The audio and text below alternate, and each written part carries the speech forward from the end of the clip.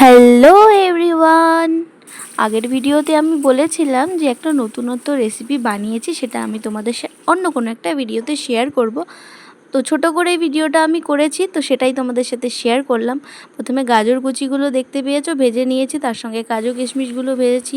গোবিন্দভোগ চালটাকে সিদ্ধ করে জল ঝরিয়ে দেখতে পাচ্ছ রেখে দিয়েছি। তারপরে কড়াতে দিয়েছি গোটা গরম মশলা, তেজপাতা, আর যেটা মেন জিনিস বাটার। হ্যাঁ, আমি আজ বানিয়েছিলাম বাটার পোলাও। তো শর্টকাটভাবে বানিয়েছিলাম, খেতে ভীষণ ভালো হয়েছিল। তো ভাজা সব কিছু দিয়ে তারপরে দেখো কি সুন্দর লাগছে না বাটার পোলাওটা, আর খেতেও অসম্ভব ভালো হয়। তোমরাও অবশ্যই বাড়িতে একবার ট্রাই করো আর আমাকে জানিও কিন্তু কেমন লাগে খেতে। আমাদের তো বেশ ভালোই লেগেছে। সাথে ছিল এই এগ কারিটা, নর্মাল মশলা ফ্রাই করেছিলাম।